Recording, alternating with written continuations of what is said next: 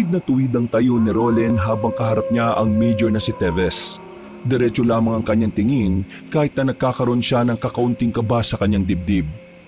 Yun ang unang pagkakataon na haharap siya sa isa sa mga tinitingala ng lahat sa hanay nila. Kaya naman, labis-labis ang kanyang pag-aalala na baka may magawa na naman siyang hindi magugustuhan ng iba. Madalas kasing pumapalpak ang binata dahil na rin sa pagiging kabado nito. At ang pagsusundalo naman ay hindi niya talaga gusto. Napilitan lamang siyang maging sundalo dahil halos lahat ng lalaki sa kanilang pamilya ay nagsisilbi sa bayan. Kung hindi sundalo, pulis naman.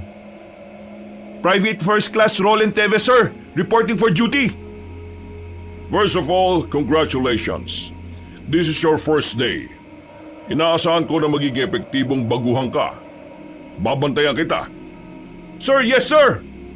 You may go now. Sir, yes, sir. Nauna na siyang lumabas ng silid ni Major Teves.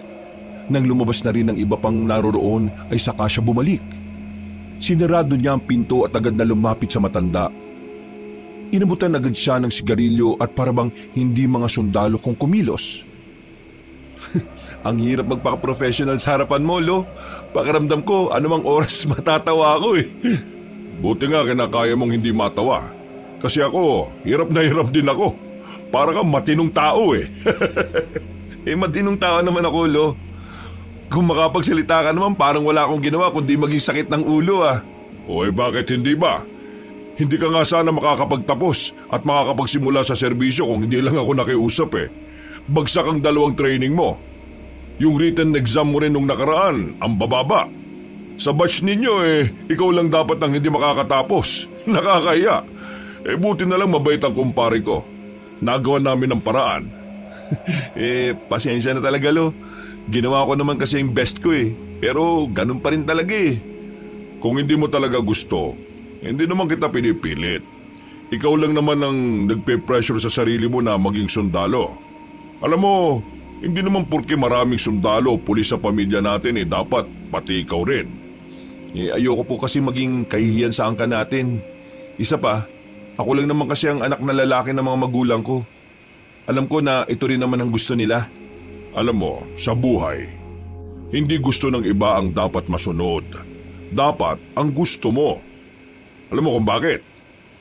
Darating ang araw na ikaw rin naman ang magsisisi na hindi mo pinili kung ano mga mas magpapasaya sa'yo.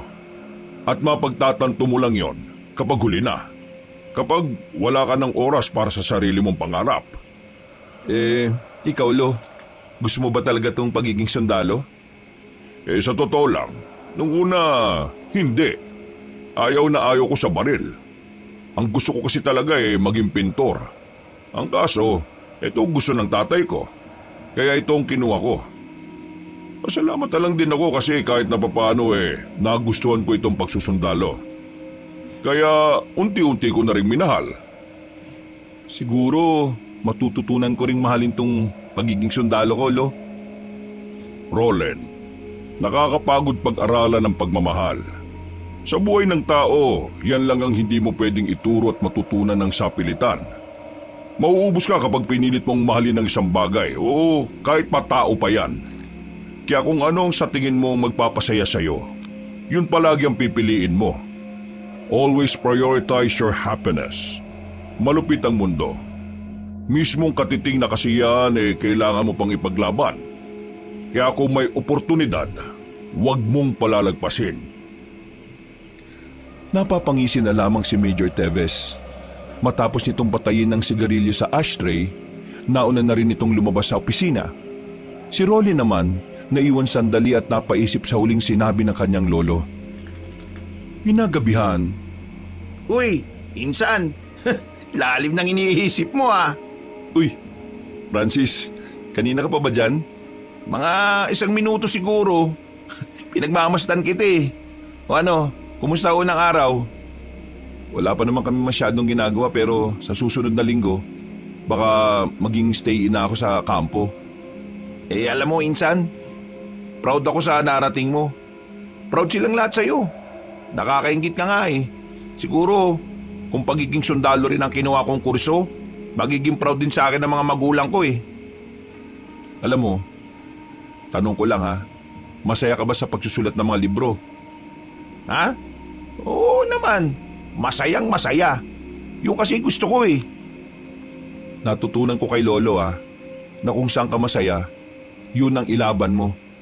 Kaya wag mo nang isipin kung ano man yung iniisip nila. Hanggang wala kang ginagawang mali, ituloy mo lang. Hindi rin naman silang hahawak ng buhay mo kundi ikaw. Kung sa bagay, tama ka naman. Pero, congrats pa rin. Congrats din sa'yo sa bago mong libro. Ay teka, tungkol pala saan yung libro na ginawa mo? Kailan nilalabas sa publiko? Ilalabas yun sa susunod na buwan, pre. Sana nga maraming bumili. Hindi ko kasi alam kung magiging interesado ba yung mga tao sa aswang. Ano? Aswang?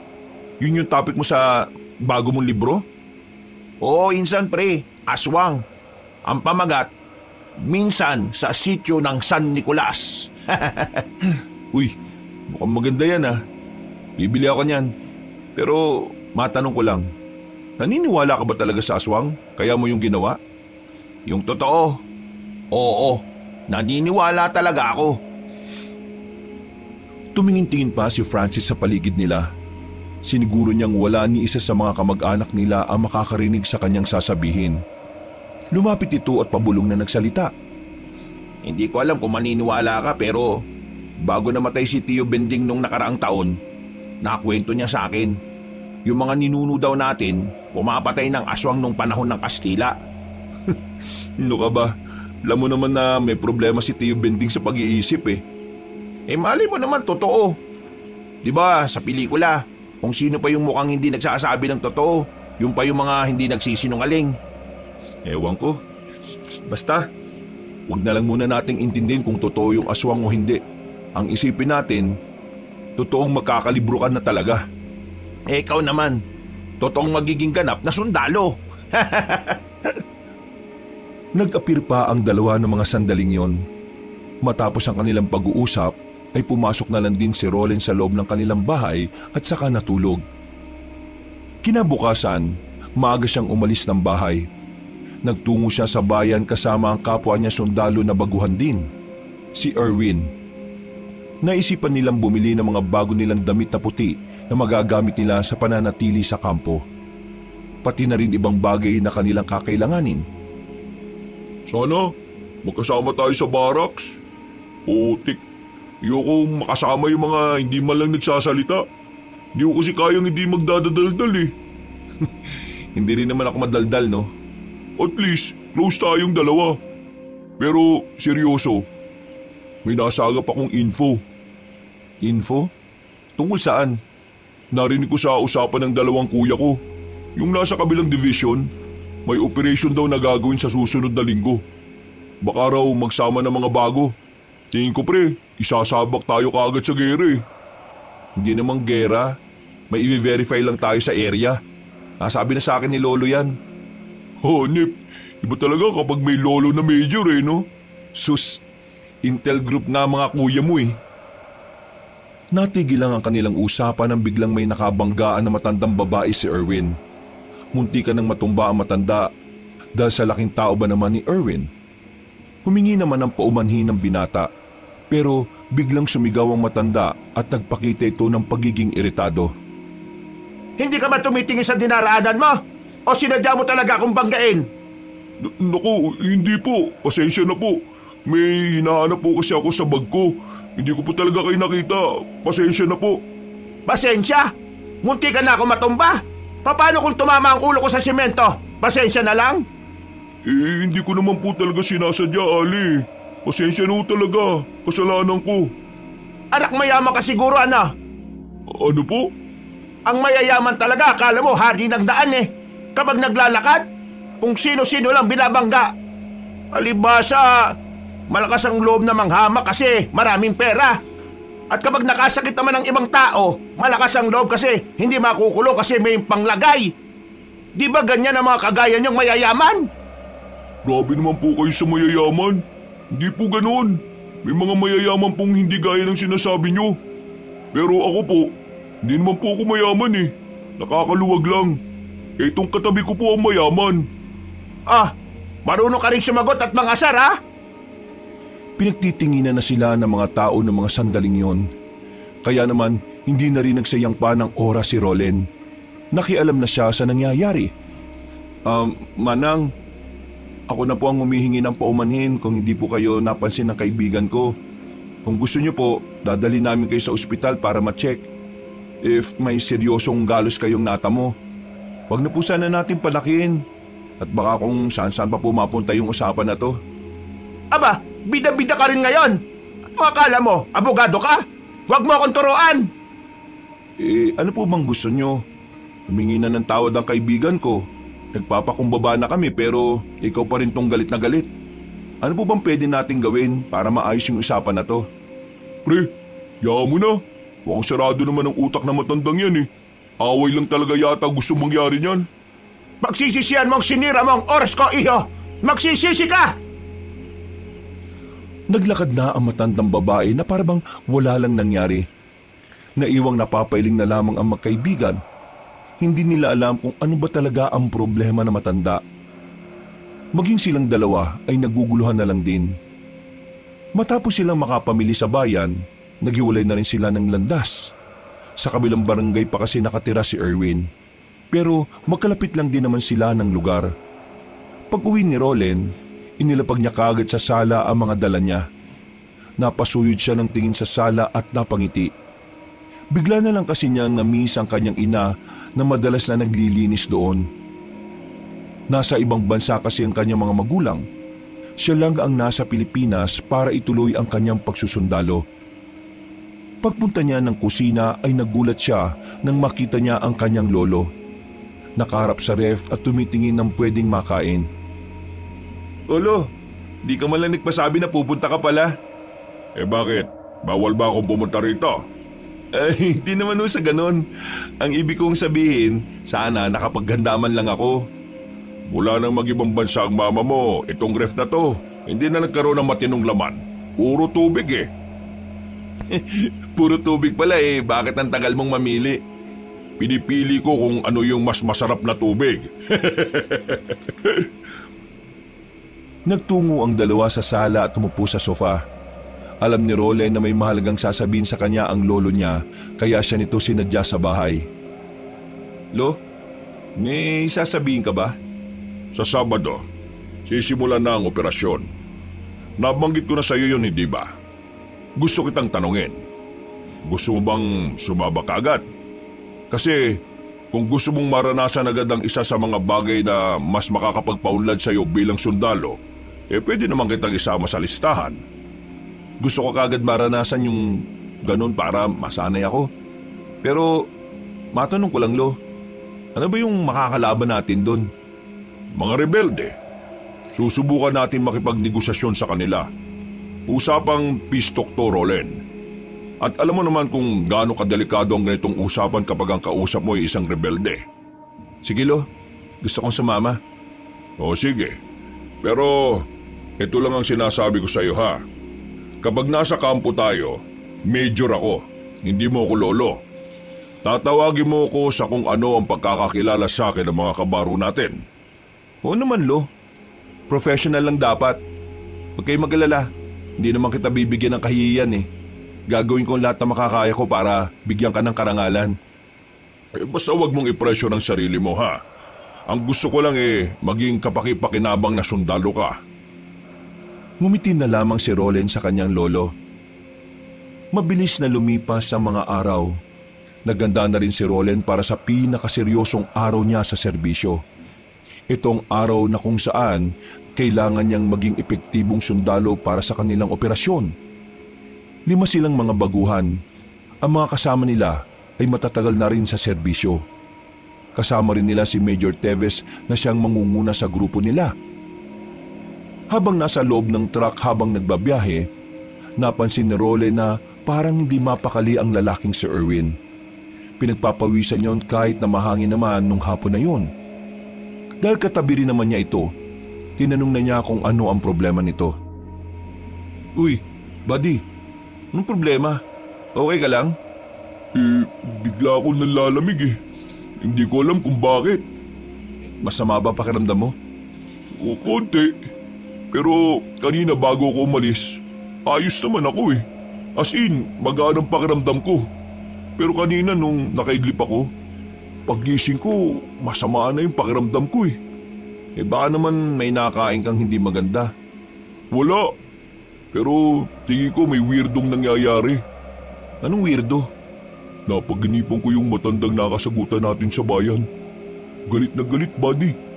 Para niya akong kakainin ng buhay eh. Tapos, paggising ko, ayun, masama na pakiramdam ko. Tingin ko dahil yun sa panaginip ko eh. Dahil sa panaginip sumama ang pakiramdam mo? Parang malabo yata yan, buddy ah. Ewan ko, basta ganun eh. Sa mga sumunod na sandali, narating na rin nila ang kanilang magiging kampo. Nakatirik yun sa gitna ng kagubatan na isang bundok lang ang pagitan mula sa lugar na kanilang pupuntahan. Bago sumapit ang kinagabihan, tinipon silang lahat at naglatag ng mga paalala si Major Teves. Marami itong sinabi tungkol sa mga dapat nilang gawin at hindi.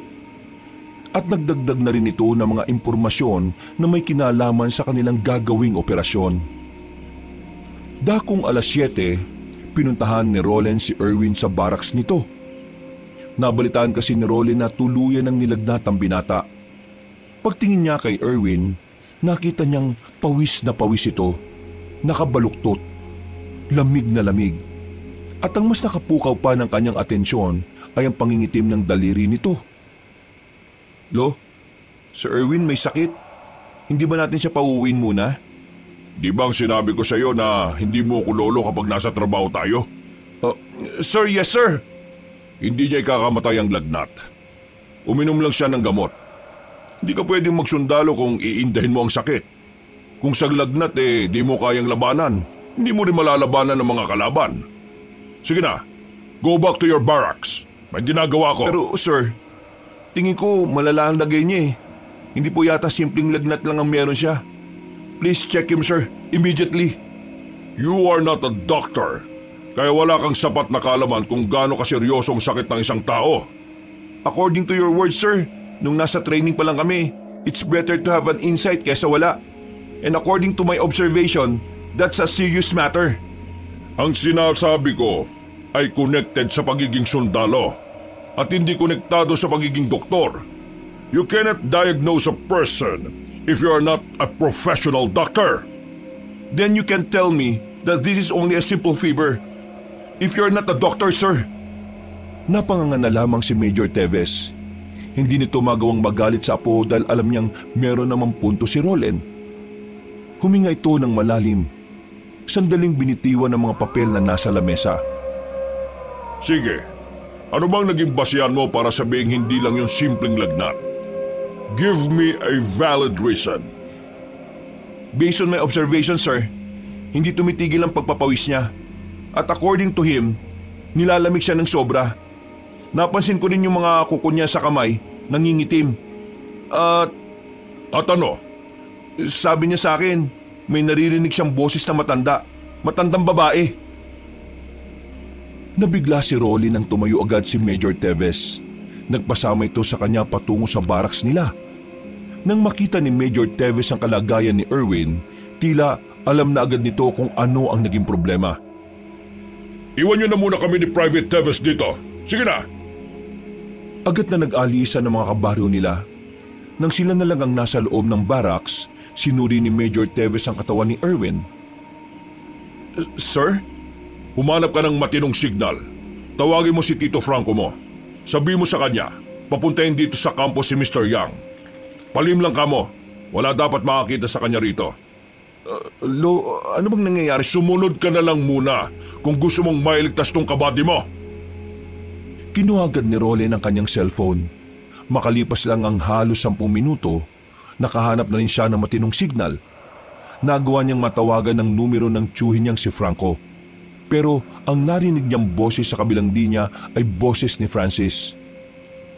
Hello, Tito Franco? Uy, insan, si Francis to. Si Tito Franco kasama si Papa. Lumabas bumili ng alak Naiwan tong cellphone niya. Pakisabi kay Tito Franco pagbalik niya, pinapautos ka mo ni Lolo na puntahan niya si Mr. Yang. at papuntahin daw dito sa kampo. Ngayon din daw kagad. Palihim lang daw bawal makita ng ibang kabaro namin. Sino? Si Mr. Yang?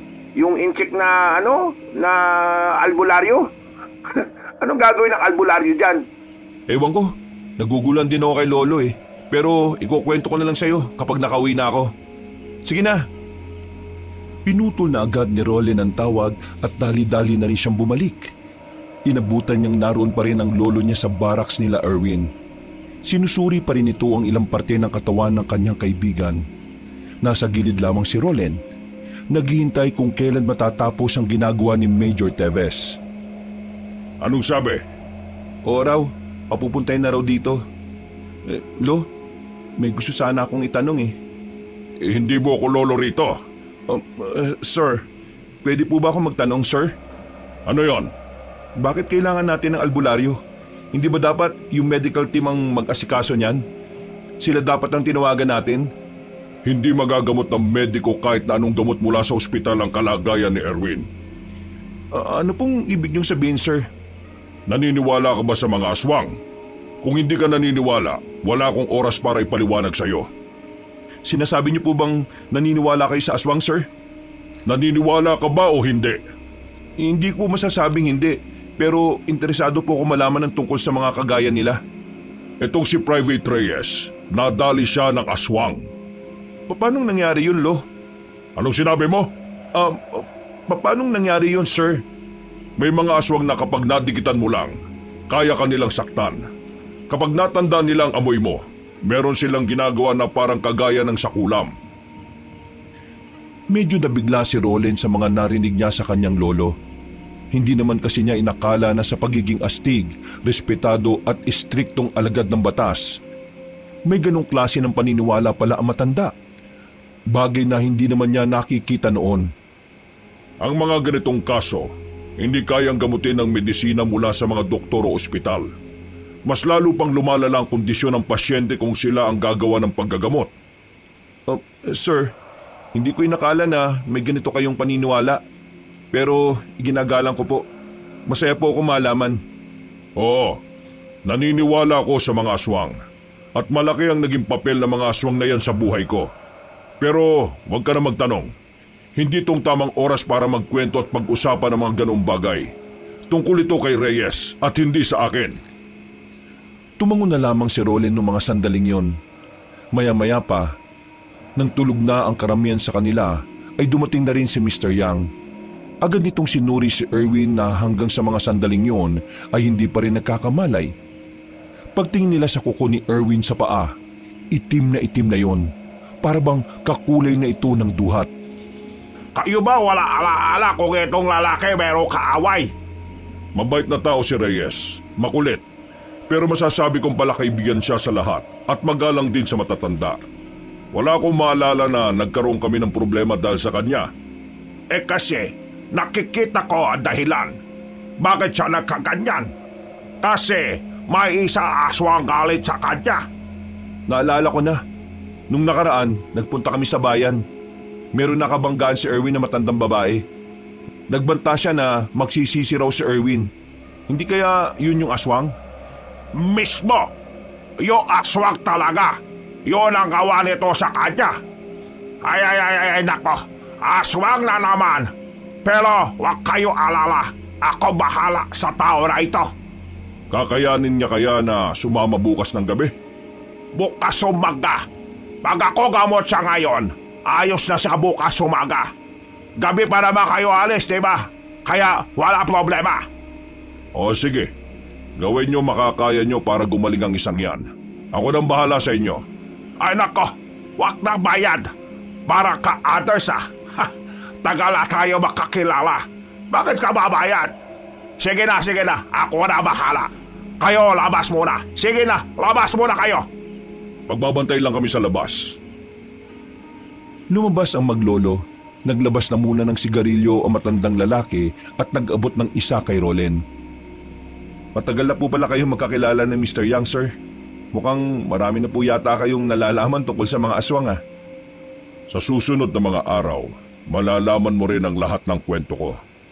Kapag natapos na itong misyon natin. Makalipas lang ang isang oras, lumabas na rin ng barak si Mr. Yang. Pawis na pawis ito at parang pagod na pagod. Magiging ayos na siya basta pahinga muna hanggang umaga ha. O paano? Ako alis na. Hindi ka man lang ba magpapahinga muna o magkakape man lang muna? Ay hindi na. Baka mamaya ako pa kita dito mga kasama mo. Tapos ikaw sumpong. Pagalitan ka na naman. O sige na. Ako alis na ha. Sige, maraming salamat ulit Mr. Yang. Babawi ako sa ibang araw. Kumaway na lamang ang matandang incheck habang papalayo yun. Buntong hininga na lamang ang nagawa ni Major Teves. Pumasok sila muli sa loob. Nawala na ang pangingitim ng kuko ni Erwin. Hindi na rin yung pinagpapawisan. Normal na rin ang init ng katawan. Walang nakakalam ng tungkol dito. Magagalit sa akin yung mas mataas. Hindi kasi sila naniniwala sa pinaniniwalaan ko. Sige na, bumalik ka na sa barracks mo. Lo, pangako nyo, ikukwento nyo sa akin lahat ng tungkol sa mga aswang ha. Hindi na nagsalita pa si Major Teves. Si Roland naman ay nagpahinga na lang din. Kinabukasan ng umaga, dali-daling pinuntahan ni Roland ang kanyang kaibigan na si Erwin. May malay na si Erwin at magaan na rin ang pakiramdam. Lihim niya itong kinausap at sinabi ang mga nalaman niya mula sa albularyong inchik. Totoo? Aswang ang dahilan kung bakit ako nagkasakit? Oo, yun ang sabi ng albularyong kakilala ni Lolo. Nasabi ko na nga ba may kakaiba sa matandang yun eh. Visit yun ah. Pero, kumusta ka naman ngayon? Wala ka na bang naririnig na akong ano? Wala naman na. Nasa maayos na kalagayan na ako ngayon. Sadyang hindi ko lang inakala na magiging ganon, buddy. Wala naman akong kasalanan sa kanya, di ba? Ewan natin. Baka ganun talaga ang mga aswang. Ako nga, kagabi lang ako naniwala talaga eh. Huwag kang maingay ah. Kasi mismong si Lolo naniniwala rin. Kaya nga eh. Di ko rin talaga inakala na si Major eh may alam din sa mga aswang-aswang na yan. Pero maraming salamat talaga ah. Ngayon okay na ako. Buti gumaling na ako kagad. Gustong-gusto ko pa naman sumama mamayang gabi. Naging mabilis ang paglipas ng oras nung araw na yon. Sumapit na rin ang kinagabihan. Nasa harapan na si Major Teves para kausapin silang lahat. Sa mga oras na ito, nakakaramdam na rin ng kaba si Roland. Kaba na may halong kaligayahan. Pero dinadasal-dasal niya rin na sana ay maging maayos ang lahat. Ngayong gabi, pupunta tayo sa iniinalang kuta ng mga rebelde. Susubukan natin silang kausapin tungkol sa kapayapaan. Hanggat wala silang ginagawang makakapahamak sa atin, hindi tayo magpapakawala ng bala. Hanggat maaari lang ay prioridad natin ang kasunduan. Iiwas tayo sa karahasan.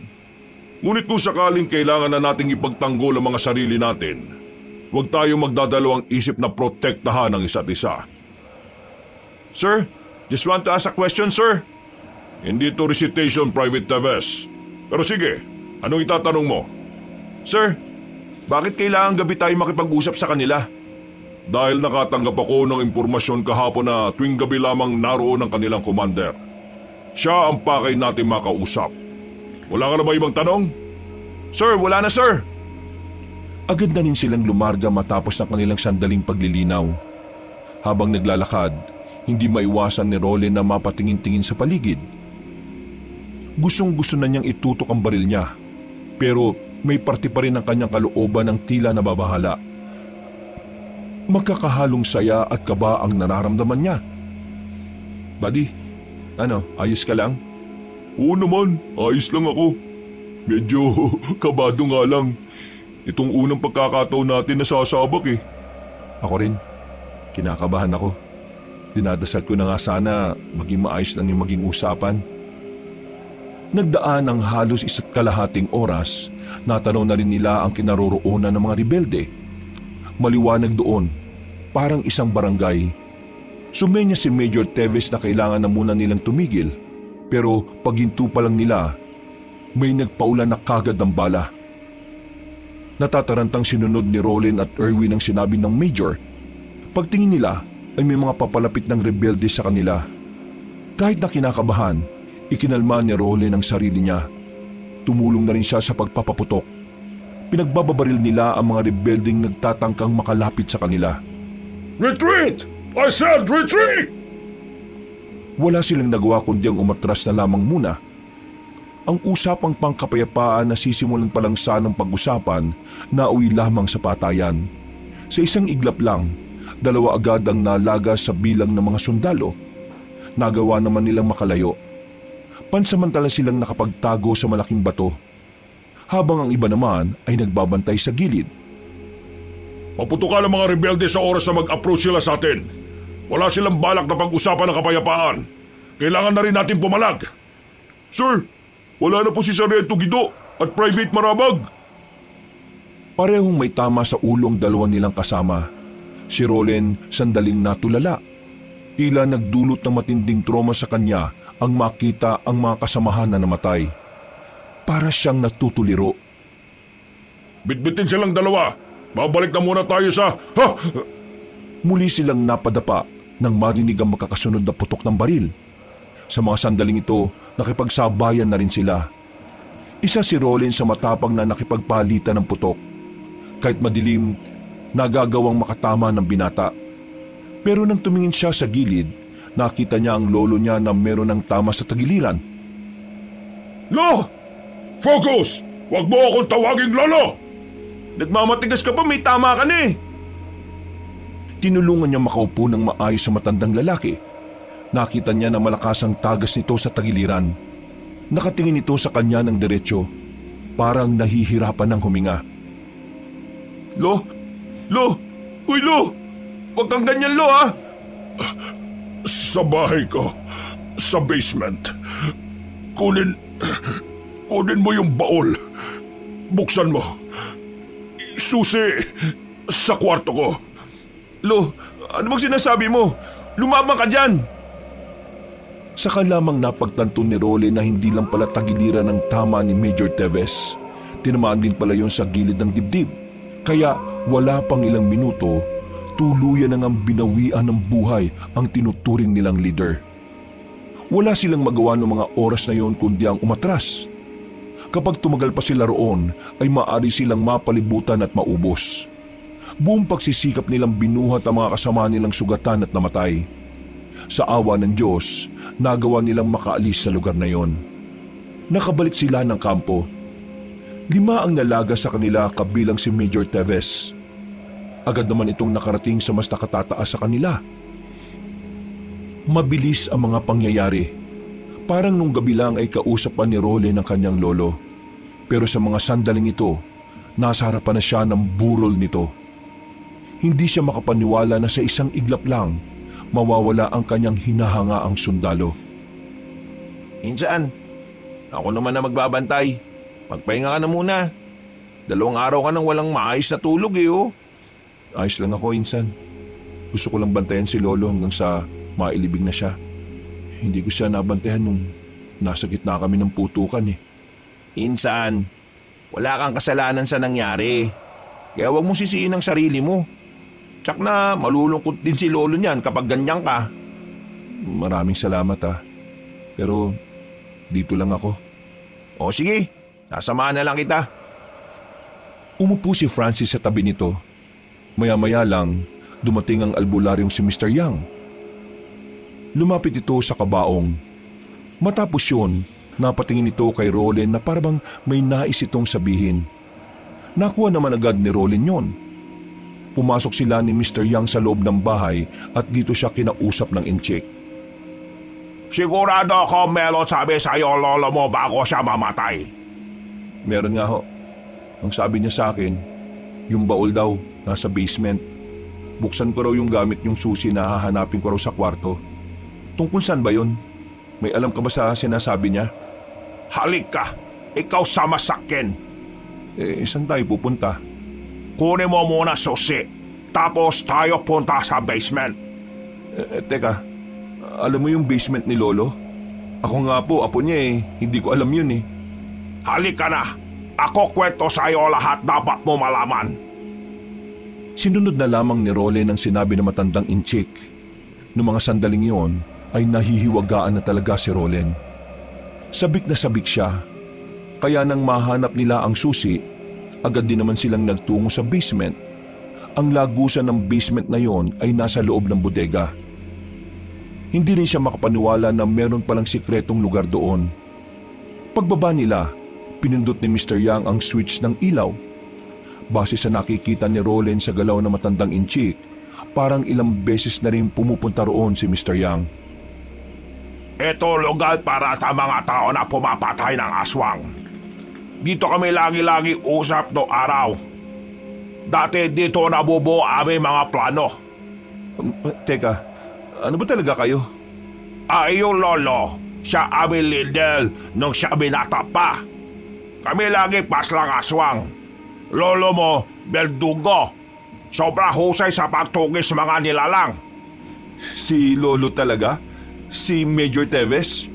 Oo, siya nga. Bago siya sundaro, siya muna babangis manunugis. Pero namapas lang namin iba aswang, siya tigil na. Siya pasok ami. Kasi yun sabi kanya ama. Kaya mula noon, iwanan ni lolo mo samahan. Pati iba namin kasama, aalis na rin. Iba punta, iba bansa. Iba naman buos na pamilya. Akala namin mga aswang di na babalik eh.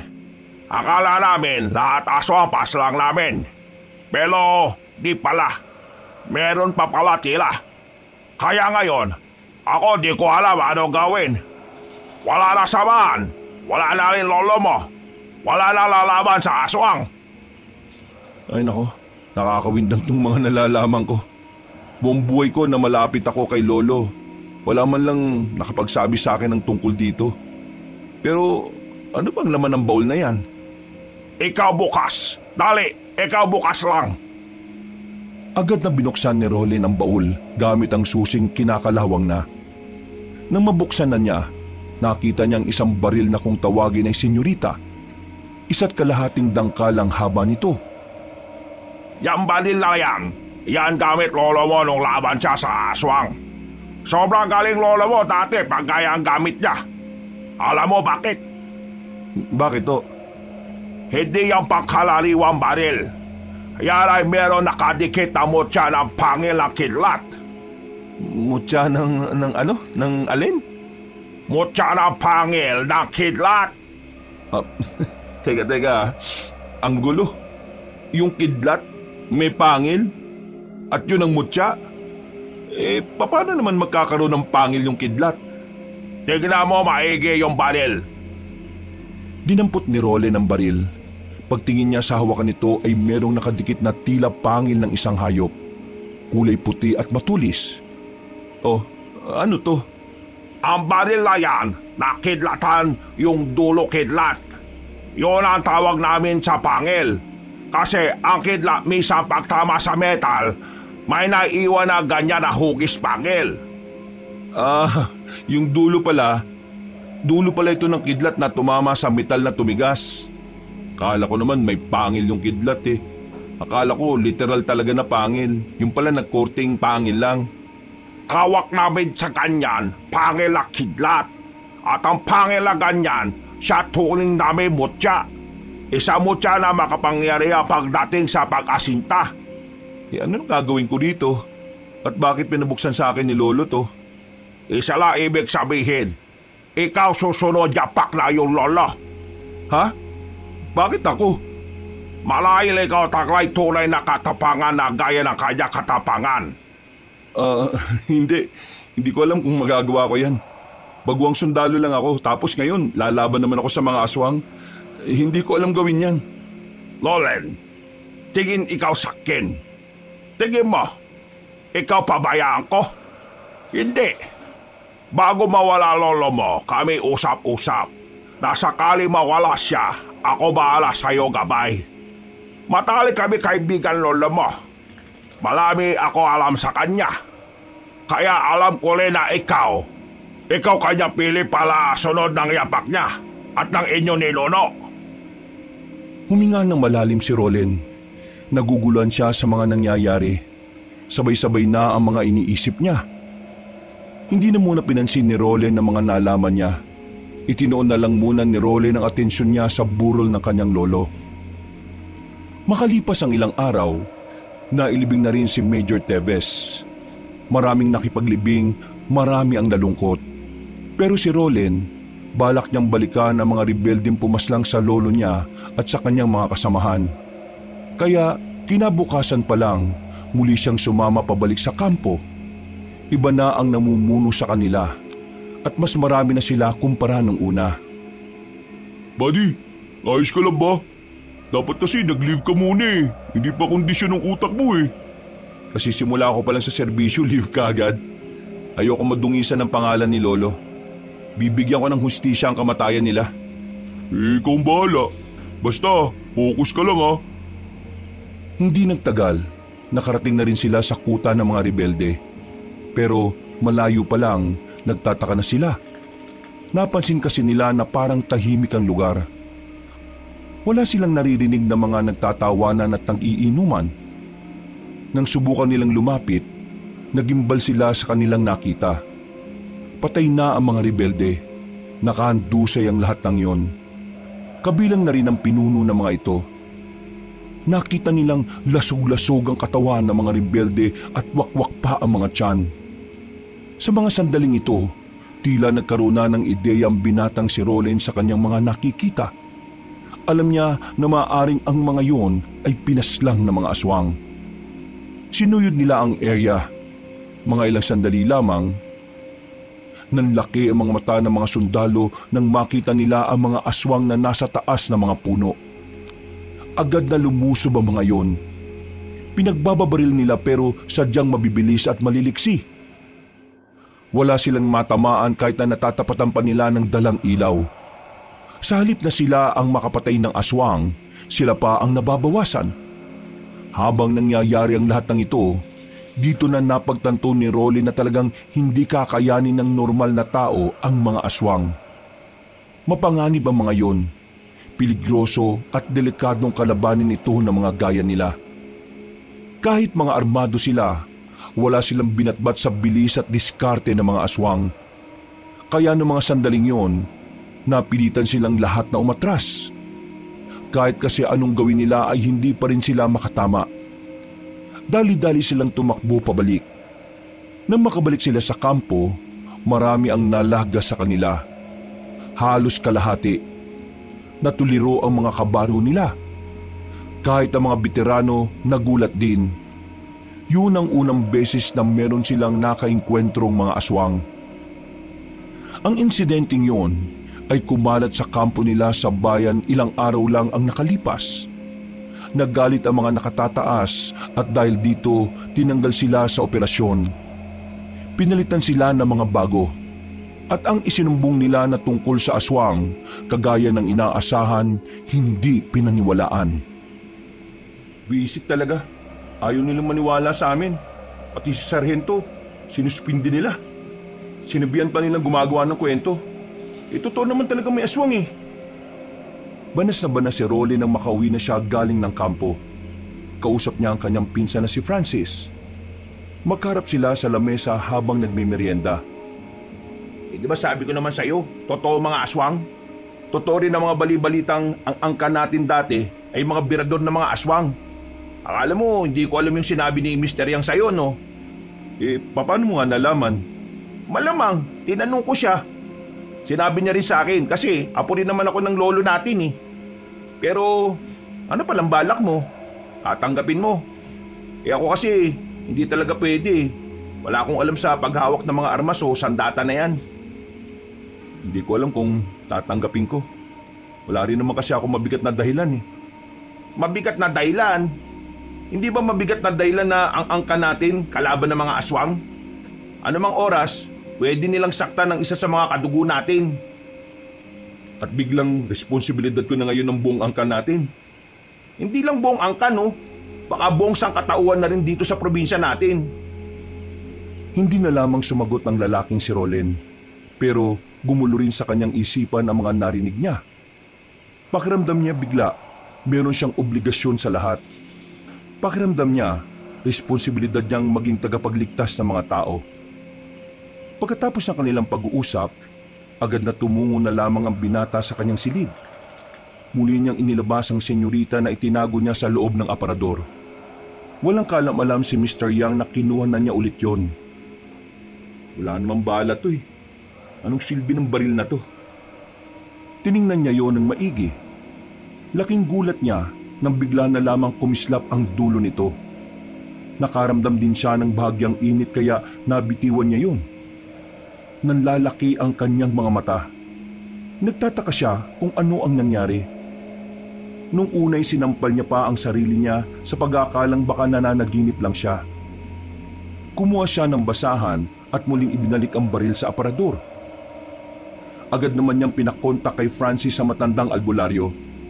Kaya kinabukasan ng umaga, muling nakipagkita sa kanya si Mr. Yang. Nasa basement na naman sila ng kanyang lolo. Ano ba meron? Bakit ako patawag mo? Pero lang ko pasyente mamaya hapon eh.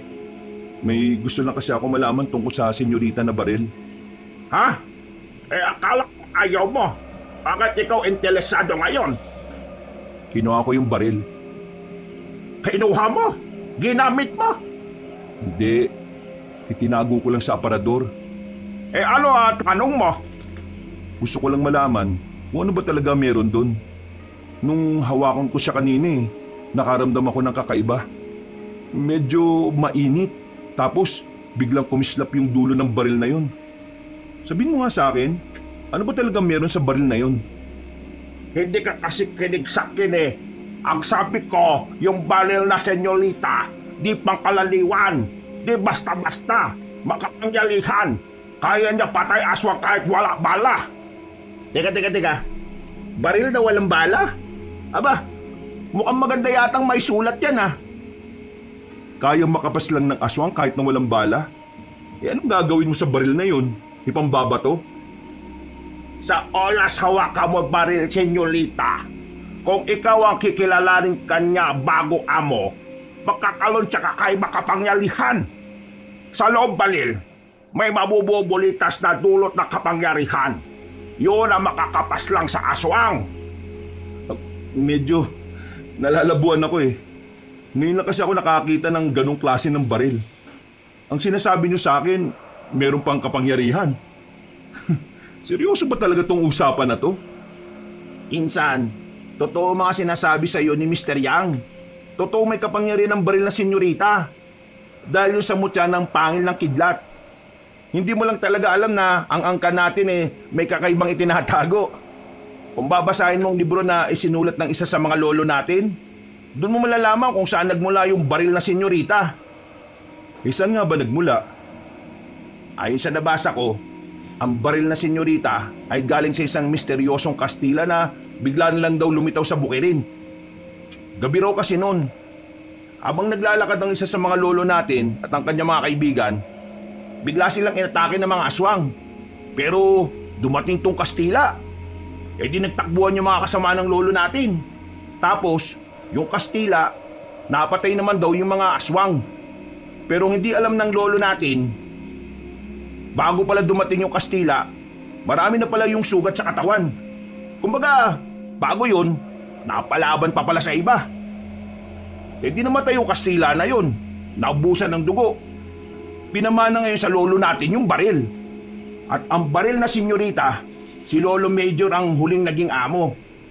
At kung sakaling papayag ka na ikaw ang humawak nun, ikaw ang bagong tagapangalaga ng baril. Napatango si Mr. Yang sa sinabi ni Francis. Napapaisip lang din naman si Roland noong mga oras na yun. Parang habang tumatagal kasi, ay nagkakaroon na rin siya ng interes sa mga bagay na may kinalaman sa mga aswang. Natapos ang usapan nilang yon, mas lalo na namang nagulo ang utak ng binata. Gabi na nang maisipan ni Roland na dalawin ang kanyang lolo sa puntod nito. Malapit lang din naman kasi sa kanila ang sementeryo. Kahit 10:00 na, ay wala siyang pakialam sa paligid. Dala niya ang baril na senyorita na nakalagay lamang sa maliit na bag. Umupo siya sa harapan ng puntod ni Major Teves. Lo, daya mo naman kasi. Naon nakakagad na mawala. Hindi mo man lang naipaliwanag sa akin na maayos ang lahat. Lo, bigyan mo naman ako ng sign. Bigyan mo ako ng senyales kung tutuloy pa ba ako sa army o kung papatulan ko na ba yung sinasabi ni Mr. Yang. O sige, ganito na lang. Kapag humangin na malakas, ibig sabihin, gusto mo akong tumuloy sa army. Pero kapag may nagpakitang aswang ngayon, ibig sabihin, susunod ako sa yapak mo. Ano? Deal? Nawala ang ngiti ni Roland nang mapagtantong para siyang siraulo na kinakausap ang harapan ng puntod ng kanyang lolo. Pero wala pang ilang minuto, naramdaman na lamang niya na meron ng kumakaluskos sa paligid. Napalingon siya sa mga puno sa hindi naman kalayuan. Meron siyang nakitang tao na naroon. Hindi niya alam kung bakit. Dahil sa kanyang kuryosidad at sa pag-aakalang magnanakaw lang yon, tumungo siya roon para tingnan ng malapitan. Sa hindi inaasahang pagkakataon, napalingon sa kanya ang lalaking nasa itaas ng puno. Hindi niya gaanong makita ang mukha dahil kulang ang liwanag na meron ng lugar. Pero narinig niyang bigla na lamang yung umangil na parang mabangis na hayop. Gagi. Lo, eto na bang sinyalis mo? Hindi nagdalawang isip si Rolly na kunin ng senyoritang baril. Tinutukan niya ang aswang. Pagkalabit niya ng gatilyo, bigla na lamang may kumislap sa dulo ng baril pero walang tunog ng putok. Nakita na lamang niyang bumagsak ang aswang. Sa pagkamangha, hindi agad nakagalaw si Roland. Napapatingin na lamang siya sa baril na yon. Sa mga oras na yon, hindi na niya namalayan na nakaalis na pala ang aswang. Ang pihira. Paano nangyaring tinamaan yung aswang na yun eh? Wala naman lumabas na bala rito. At saka, ang astig naman ito. Parang kidlat yung nalabas ang nguso ah. Nagmamadali siyang makalis doon nang mabahalang baka may iba pang mga aswang na dumating. Agad niyang pinuntahan si Francis sa bahay niya. Mabilis din naman dumating ang kanyang pinsan. Seryoso? Meron kang binaril na aswang gamit yung senyorita? Oo. Hindi din nga ako makapaniwala na magagawa ko yun eh. Bigla ko na lang naisip na magtiwala sa baril na yun, kahit na alam kong wala naman talagang bala. Isang malalim na paghinga ang kanyang ginawa. Unti-unti na niyang nabibigyan ng interes ang pagsunod sa yapak ng kanyang lolong na mayapa. Makalipas ang ilang araw, nalalapit na rin ang kanyang pagbabalik sa serbisyo. Wala nang suspensyon na hindi makatarungang ipinataw sa kanila. Pero kahit na ilang araw na lang ay makakabalik na siya ulit. Tila naguguluhan naman ang kanyang sarili kung magpapatuloy pa rin siya. Wala na rin naman kasi si Major Teves na siyang naging inspirasyon niya. Isa pa, una pa lang ay hindi naman talaga niya gusto ang pagsusundalo. Ginawa niya lang yon dahil ayaw niyang maging kahihiyan sa kanyang pamilya. At dahil na rin sa iniidolo niya, si Major Teves. Pero nagulat rin si Roland na ganun rin pala ang iniisip ni Erwin. Buddy, sigurado ka na ba sa desisyon mo? Sayang naman yung pinaghirapan mo ng ilang taon kung aayaw ka na. Buddy, parang hindi para sa akin ang pagsusundalo eh. Araw-araw at gabi-gabi akong ginugulo ng mga nangyayari. Para akong nababaliw. Isa pa, saka ko lang napagtanto na ayaw ko pang mamatay. Tsaka, ayaw ko naman talaga nito una pa lang eh. Teka. Akala ko ba gusto mong magsundalo? Ang gulo mo naman. Hindi. Napagtanto ko lang kasi ngayon na hindi pala talaga ako dito masaya. Mas gusto ko palang trabahong ligtas. Yung trabahong siguradong may bukas para sa akin. Dito kasi hindi ko alam eh. Parang palagi na lang nasa delikado buhay natin. Tapos yung nakaraan pa, mga aswang. Yung pa'y nakalaban natin. Tingnan mo naman pre ha. Sinong hindi mabubuang? Pinatay ang mga kasama natin nung unang beses. Tapos, sa pangalawang beses natin punta sa kampo ng mga rebelde, mga aswang naman ang pumatay sa mga kasama natin. Napapailing na lamang ang lalaking si Erwin. Naiintindihan naman ni Roland ang nararamdaman ng kanyang kabady. Dahil sa totoo lang, halos pareho lang din naman kasi sila ng pinagdaraanan. Dahil sa mga sinabi sa kanya ni Erwin, naisipan niyang ituloy na rin talaga ang pag-alis sa serbisyo. Kaya nung hapon din na yon, kasabay niyang nagtungo sa opisina si Erwin. Pinayagan naman silang makapag-resign dahil na rin sa isyo sa mentalidad ng dalawa. Labis kasi talagang nagdulot ng trauma ang mga nangyari sa kagubatan. Nung gabing yon, Malas yata natin ngayon, pre. Walang masak yan eh. Ayos lang yan. Sanay naman ako maglakad eh. Sigurado kang sanay ka maglakad ha. Malayo-layong lalakarin natin, pre. Wala naman problema, no? Nung nag-aaral pa ako, puro lakad lang din naman kasing ginagawa ko. Yung baon ko kasi tinitipid ko noon eh. Para lang makapaglaro ng mga video game dito sa bayan. Buti ka pa, nakaranas maglaro ng mga ganyan. Ako kasi, hindi eh. Alam mo naman kung gaano ka-stricto pamilya ko. Bawal ang mga bagay na walang kinalaman sa pagpapayaman at pagpapalakas ng pangalan namin. Maya-maya lang, may sasakyang bumusina ng malakas. Uy! Tarantado yun ah! Nasa gilid na nga tayo, sasagasaan pa tayo. Mga siraulo kasi talaga minsan yung mga driver na yan eh. Akala mo kanila yung daan porque malaki yung sasakyan nila. Ay nako, kung nabubuhay pa si Lolo, yari yan kapag sinumbong ko yan. Ayaw na ayaw pa naman sa mga taong harabas kung magpatakbo. Sandaling natigil ang kanilang pag-uusap nang bigla silang may makitang babae na nakaupo sa gilid. May dala itong isang malaking bag. Narinig nilang parang iiyak na ang babae kaya nag-alala sila. Nilapitan nila ang babae. Nakita nilang tila meron itong iniinda sa paa nito. Miss, anong problema? Anong nangyari sa'yo? Masakit ang paa ko eh. Namumulikat siya kanina pa. Hindi ko alam kung paano siya ibabalik sa dati. Miss, ayos lang ba sa'yo kung tutulungan ka namin? Mahahawakan lang yung paa mo para mawala yung paninigas ng paa mo. Sige, pakiusap. Tulungan niyo ako. Sige miss, kaming bahala. Huwag ka mag-alala. Maalam din kami sa ganito. Mga sundalo kami. Baguhan nga lang. Pero nakaka-resign lang rin namin. O sige, ayos lang. Mukha naman kayo mapagkakatiwalaan eh. Hindi na nagsayang ng oras ang dalawang lalaki. Nakikita na kasi nilang parang namumutla na ang babae sa sobrang sakit. Umaakyat na rin kasi ang pulikat nito hanggang hita. Ginawa ng dalawang lalaki ang kanilang makakaya para mawala ang pulikat ng babae. Mga ilang sandali lang ay nakaraos na rin ito. Pawis na pawis ang dalaga ng mga sandaling yon. Si Roland at Erwin naman ay nakahinga na rin ng maayos. Akala kasi nila ay hindi nila maaagapan. Ayan, ayos na. Makakalakad ka na ulit. Miss, saan ka ba nakatira? 9:00 na ng gabi at mag-isa ka lang dito sa daan. Di ka ba natatakot? Natatakot. Kaso wala naman ako magagawa eh. Kailangan ko maglakad. Wala naman kasi masakyan. At isa pa, malapit na rin naman ang tiraan ko dito sa bayan. Nakatira ako sa boundary ng bayan at ng baryo Masinloc. Dadaan ka pa ng gubat? Oo, mas malapit kasi kapag doon ako dumaan eh. Araw-araw mo ba itong ginagawa kapag nauwi ka? Napakadelikado. Babae ka pa naman. Kailangan ko maghanap ng trabaho eh. Kung hindi ako makakahanap ng trabaho, wala kaming kakainin ng lola ko. O sige, ihatid ka na namin pauwi sa inyo. Delikado ang gabi ngayon eh. Tara pre, hatid natin siya.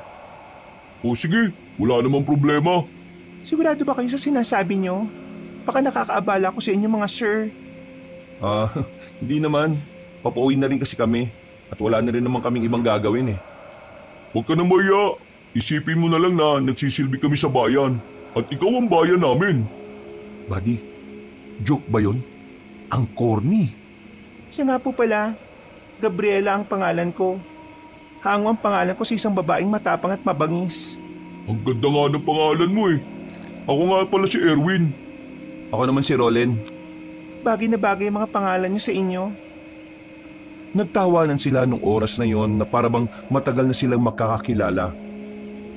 Maya-maya lang, agad na rin namang sinimula ng paglalakad. Nang nasa kagubatan na sila, tahimik lang ang dalawang lalaki. Nabuhay na naman ang kanilang trauma. Naalala na naman kasi nila kung ano ang nangyari sa kanila sa kagubatan. Pero kahit na ganon, pinilit nilang hindi maghari ang takot sa kanilang kalooban. Kailangan nilang maihatid ang babaeng si Gabriela kung saan man ito nakatira. Masayang kausap ang babaeng si Gabriela. Dahilan para kahit papaano ay mabawasan ang pangamba nila. Pakiramdam talaga ng dalawang binata ay matagal na nilang nakilala ang babaeng yon. Magaan kasi ang kalooban nila. Hindi dahil may gusto sila sa babae, hindi dahil sa maganda ito at sexy, kundi dahil pakiramdam nila ay mabuting tao ang babaeng yon. Alam mo, sigurado mabait na apo ka kasi kahit alam mong delikado, dumadaan ka pa rin dito para lang makahanap ng trabaho. Sa aming paghihirap kasi, wala kaming choice. Minsan nga, buhay pa namin ng kapalit pero dahil kailangan namin makasalba sa isang araw, sumusugal kami. Naintindihan ka namin. Kaya nga pakiramdam namin, proud na proud sa'yo lola mo eh. Kami na lang ng lola ko magkasama sa buhay. Kaya ayon, lahat ginagawa ko para sa kanya. Sandaling nanahimik ang tatlo. Hindi kalaunan, nakarating na rin sila sa isang bahay na yari na rin sa semento. Pero wala itong ikalawang palapag. Mahabang bahay lang yon. Bahay ito ng dating kakilala ni Lola na ipamana lang sa amin ng pumanaw na siya. Halika kayo, pumasok kayo. Papakilala ko kayo sa lola ko. Malawak ang bakuran ng bahay. Walang supply ng kuryente pero maliwanag dahil malakas ang mga lampara. Nagkakatinginan ng dalawang lalaki. Ang akala kasi nila ay may ibang kapitbahay sila Gabriela. Pero wala. Nasa parte pa rin sila ng kagubatan. At wala silang ibang makitang naroon kundi ang mga nagtataasang mga puno. Lola, nandito na po ako. Ay, siya nga po pala. Kasama ko nga pala sila Erwin at Rolen. Mababait po silang tao. Tinulungan po nila ako nung mamulikat ang paa ko. Tapos, hinatid po nila ako dito para makarating ako ng ligtas. Magandang gabi po sa inyo. Hello po! Nakahiga lang ang matanda sa papag. Nakaharap ito sa dingding. Hindi humaharap sa kanila. Nagkibit-balikat na lamang ang dalawang lalaki. Pasensya na kayo ah. Mainitin talaga ang ulo ni Lola eh. Alam niyo naman, tumatanda na. Tulog yata lola mo eh. Nakakabala yata kami. Hindi, gising pa yan. Sadyang hindi niya lang kayang humarap sa mga tao. Mahiyain siya eh. Pero kapag ganyan siya, inis yan kasi anong oras na naman ako umuwi. La, dito lang kami sa bakuran ha. Tawagin mo lang ako kapag may kailangan ka. Tumungo sila sa bakuran. Tumambay na muna ang dalawang lalaki roon habang naghihintay sa babaeng si Gabriela. Ipagtitimpla raw kasi sila nito ng kape. Habang naghihintay, hindi maiwasan ni Erwin at Rolen na mapansin ang kanilang paligid. Hindi ko kayang tumira sa ganitong lugar. Mamamatay ako nito sa lungkot eh. Uy, naano boses mo? Baka mamaya marinig nila tayo eh. Pero, di ba sabi niya kanina, sa boundary siya ng gubat at baryo Masinlok? Eh ano to? Kaya nga eh, yun din ang napansin ko. Malayo pa rin yung baryo ng Masinlok, di ba? Parang doon pa nga yata sa kabila yun eh. Pero, mukha naman siya mabuting tao eh. Baka masyado lang tayong nag-iisip. Siguro. Natigil lang ang kanilang pag-uusap nang biglang dumating na ang babaeng si Gabriela. Dala na nito ang dalawang tasa ng kape. Ngumiti pa ito sa kanila. Bago ilapag, ngiti pa lang ng babae, parang nakikiliti na sila na hindi nila maintindihan. Bigla na lang nagbago ang ibig sabihin ng ngiting yun para sa kanila. Masarap ang kape niyan, purong-puro. Pero, pasensya na kayo kung yan lang ang naibigay ko ha. Wala kasi talaga kami ngayon eh. Hindi, ayos lang naman. Isang karangalan na mapagtimplahan mo kami ng kape. Isa pa, ang sabi nila eh, masasarap daw talaga ang mga kape kapag sa mga ganitong lugar ginawa. Mismo pre. Tara, tikman na natin. Oh, may signal pala rito eh. Sagutin mo na. Baka importante yung tawag mo sa cellphone. Sandali lang ah, tumatawag si Airpot eh. Inilapag na muna ni Erwin ang kape. Habang si Rolen naman, sandali pa munang naghintay na makabalik ang kanyang kabady. Nang mapatingin siya kay Gabriela, nakangiti ito sa kanya at parabang sinasabi nito na inuminan niya ang kape. Inamoy niya ang kape. Amoy kaping barako naman. Pero merong naamoy si Roland na weirdo mula roon. Para bang may ibang aroma na nagtatago sa mabangong alingaso ng kape. Wala pang isang minuto ay bumalik na rin si Erwin. Oh, anong sabi? Hindi ko rin nakausap na maayos eh.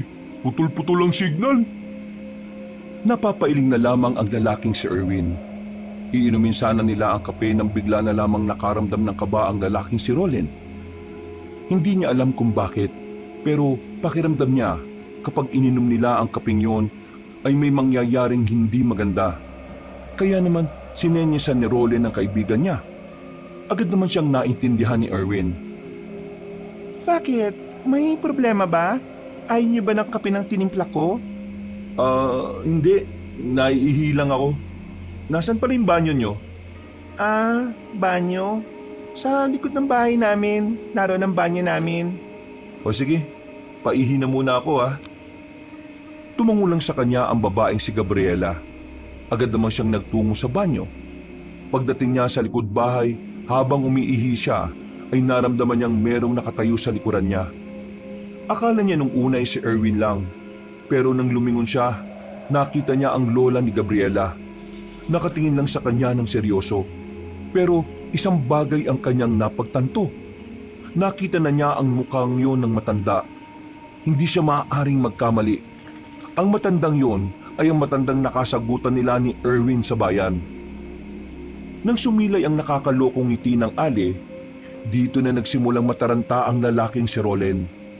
Lumapit sa kanyang matanda at sinubukan siyang dakmain. Pero mabuti na lamang ay nakailag siya. Hindi na siya nagsayang pa ng oras. Agad niyang binalikan ang kanyang kabady. Oh, bakit pre? Ano problema? Tara, umalis na tayo rito. Niloloko niyo lang tayo, pre. Teka, ano ba sinasabi mo? Yung matandang babae na nakasagutan mo sa bayan at yung matandang babae na aswang na naging dahilan kung bakit ka nagkasakit, yun ang lola niya. Aswang silang dalawa. Ano? Sandali, hindi ko kayo maintindihan. Huwag mo na kaming linlangin, Gabriela. Hindi ako tanga, no? Alam ko nang dinala mo lang kami dito para biktimahin. Di, nakamali ka. Hindi naman kami aswang eh. Mga pangkaraniwang tao lang naman kami. Nakita ko sa likod bahay ang lola mo. Iba ang ngiti niya. May mahaba siyang kuko. Huwag ka na magsalita. Hindi na kami magtitiwala sa'yo. Dahil tsak na lahat ng sinabi mo sa amin kanina ay kasinungalingan lang. Bakit ka ba ganyan? Wala naman kaming ginagawang masama ah. Bakit mo kami ginagawa ng kwento? Yang kape na yan may kakaibang amoy. May nilagay ka dyan na kapag ininom namin, mawawala kami ng malay sigurado. Gabriela, kilala ko kaibigan ko. Hindi siya gagawa lang ng basta kwento lang. Naniniwala ako sa kanya. Naaswang ka. Aswang kayong dalawa ng lola mo. Kung talagang aswang ako at ang lola ko, patunayan nyo. Talagang patutunayan ko na aswang kayo. Agad na may binunot ang lalaking si Roland sa kanyang maliit na bag. Inilabas niya mula roon ang senyoritang baril. Nanlaki ang mga mata ng dalagang si Gabriela. Tila nakilala nito ang baril na yon. Kinalabit ni Roland ang gatilyo. Sa pagkakataong yon ay may narinig na siyang putok mula sa baril na yon. Nakita rin ni Erwin ang malakidlat na nanggagaling sa baril. Nagawang makailag ng babae. Mabilis itong gumapang patungo sa silong ng bahay. Noong mga sandaling yon, kumpirmado na nga nilang aswang ang babae pati na rin ang lola nito. Dahil dito, nabuo ang pagnanais sa kalooban ni Roland na mapuksa ang dalawang aswang. Hindi na niya naisip kung ano ang maaaring panganib na maidulot nito sa kanya. Ang tanging tumatakbo na lamang sa kanyang isipan ay ang mabawasan ng kalaban ng kanilang angkan. Gagi, buti na lang naalaman mo kaagad. Di ko kasi talaga nahalata eh. Dapat nga kanina ko pa nahalata eh. Nakarating pa tayo rito bago ko natuklasan. Bakit ka nga pala may dalang baril? Saka ko nikukwento sa'yo. Basta, kailangan muna nating lagasin ng dalawang to. Nakiramdam ang dalawang binata habang nasa bakuran sila. Maraan silang naglakad palapit sa bahay. Pagsilip nila sa ilalim ng bahay, bigla na lamang nilang nakita ang matandang babae na nasa bubungan na. Tumalo nito palapit sa kanila. Ilag, buddy! Pero huli na ang lahat. Nahawakan ng matandang babae si Erwin. Nang subukan nitong kumawala ay nasugatan nito sa balikat. Hindi naman nagsayang ng sandali si Roland. Agad niyang binaril ang matanda. Pero dahil hindi pa naman niya kabisado ang paggamit ng mahiwagang baril na yon, hindi rin niya tinamaan ang matandang aswang. Agad yung tumalon papunta sa gilid ng bahay. Nang nabuli naman ito ni Roland, ay hindi na niya yon nakita roon. Ayos ka lang, pre? Oo, ayos lang. Daplis lang naman to eh. Hindi ko mapatamaan eh. Ewan ko ba sa baril na to? Ano gagawin natin ngayon? Wala akong may tulong. Wala akong baril eh. Atras muna. Kakaibang dalawang aswang na ito. Ang bibilis eh. Sinuyod na muna nila ng tingin ng paligid. Maya-maya lang ay agad na rin silang umalis. Habang tumatakbo sila sa kalagitnaan ng kagubatan, naramdaman nilang may sumusunod sa kanila. Kaya naman mas lalo pa nilang binilisan ang kanilang takbo. Nang dumating sila sa taniman ng mga saging, dito na sila hinarang ng maglola. Madilim sa parting yon, kaya naman hindi naging madali para sa magkaibigan ang mga sandaling ito. Saan kayo pupunta? Uuwi? Ha? Akala mo natatakot kami sa'yo? Manigas ka! Ang lakas ng lobo porque gamit mo ang senyorita. Pero hindi mo naman maitama. Ibig sabihin lang, hindi naman talaga ikaw ang nagmamay-ari niyan. Hindi ka marunong. Sige, iputok mo! Sa kasamaang palad, hindi na naman tinamaan ang ale. Sa halip, sila pa ang inatake nito. Sa kanilang kaliwa naman, naroon ang babaeng si Gabriela. Nakaiwas sila sa mga yon, pero natumba si Erwin at pumaibabo na sa kanya ang dalaga. Buddy! Wisit na babae ito ah! Pagtingin naman ni Roland sa kanyang harapan ay naroon na ang matandang aswang. Kinalmot siya nito pero sa hindi malamang dahilan, nakailag si Roland ng mabilis. Maging ang babaeng aswang din ay nagtaka kung papaano niya yon ginawa. Namangha si Roland sa sarili niya sa mga oras na yon. At nang makita niyang nakapaibabaw si Gabriela sa kanya, hindi na siya nagsayang ng pagkakataon. Habang nararamdaman niya ang kakaibang enerhiya sa kanyang buong pagkatao, binaril niya si Gabriela. At sa pagkakataong ito, tinamaan na niya ang babae sa likod. Hindi pa siya nakontento. Sinundan niya pa ng isa pang putok na naging dahilan naman kung bakit nalagutan agad ng hininga ang babae. Anong ginawa niya sa apaka? Buddy! Agad na nilapitan ni Roland ang kanyang kaibigan. Pinagbababaril niya ang matandang ali, pero nagagawa pa rin itong makailag. Nagtago ito kung saan at tinig lamang nito ang naririnig nila. Pagbabayaran niyo ang ginawa niyo sa aking apo. Ikaw lalaki ka. Uubusin ko ang angkan mo. Uubusin namin ang angkan niyong lahat. Hindi kita hayaan na mangyari ang sinasabi mo. Papaslangin ko kayong lahat. Kahit na kailan talaga, kayong mga Tebes ang hadlang sa mga layunin namin. Kayo ang salot sa mga buhay namin. Kayo ang salot. Kaya lumabas ka dyan at tapusin na natin to. Uy, nakakatakot ka na. Parang hindi na ikaw yan ha. Kailangan natin makipagtapangan sa matandang to. Aswang to pre, aswang. Biglang humangin na malakas. Dahil dito, hindi na nila narinig ang mga kaluskos na ginagawa ng matandang babae. Pagtingin nila sa gilid, bigla na lamang lumitaw roon ang matandang babae. Kinalmot sila nito at tinamaan si Roland sa bandang likuran. Tinulak ni Roland ang kaibigan niya at binaril niya ulit ang aswang. Pero dahil sa kirot na kanyang nararamdaman, hindi na naman niya yun tinamaan. Magkakasunod na putok ng baril ang kanyang pinakawalan, pero tinakasan lang siya ng matandang aswang. Kailangan na natin lisanin ang lugar na ito. Ayos ka lang ba? May galos ka eh. Oo, ayos lang ako. Napatingin silang dalawa sa babaeng si Gabriela. Napabuntong hininga na lang sila. Aminadong nanghihinayang si Roland dahil akala nila matinong tao ang babaeng yon. Agad-agad na rin nilang nilisan ang kagubatan. Mabilis din naman silang nakarating sa kalsada. Maswerte namang may napadaan na sasakyan at nakisabay na rin sila roon. Isinama ni Roland si Erwin sa kanyang bahay. Kinontak niya agad si Francis pati na rin si Mr. Young. Maging ang matandang inchik, hindi rin makapaniwala na nakalaban ni Roland ang isa sa mga mababangis na aswang. Bilad na pangalan matanda mabangis na aswang. Siya asawa na pinuro aswang.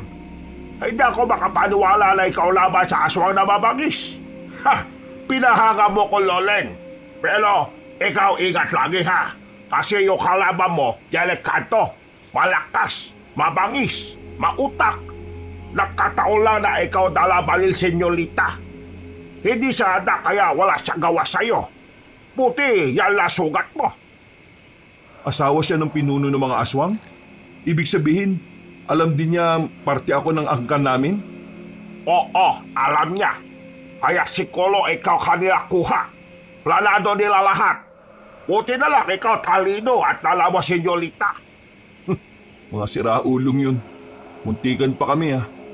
Buti nga napatay ko yung apo niya. Ano yung sabi? Iyong patay ko niya? Oo, napatay ko yung babae. Nasa ibabaw na siya ni Erwin eh. Kaya yun, binaril ko gamit yung senyorita. Naktaw, delikadong buhay mo. Pati na rin buong angkan nyo. Kailangan mo na aral paano gamit ang senyorita maayos. Minsan, kailangan mong mag-ingat sa oras na aalis ka. Dahil sa ginawa mo, malamang sa malamang, mas bibilisan na nila yung paggawa ng hakbang para maubos ang angkan natin. Mukhang eto na talaga ang oras para sumunod ka sa yapak ni Lolo. Hindi ko kayo maintindihan.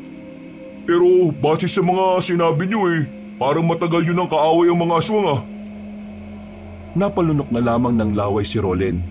Alam niya na sa mga susunod na araw, maaaring magsimula na ang laban niya kontra sa mga aswang. Nawiwindang na lamang siya sa mga nangyayari. Dahil parang kailan lang ay mga rebelde lamang ang iniintindi niyang makakalaban. Pero sa mga puntong ito, alam niyang higit na roon ang maaari niyang makaharap. Kinabukasan, hindi na nagsayang ng panahon si Rolen.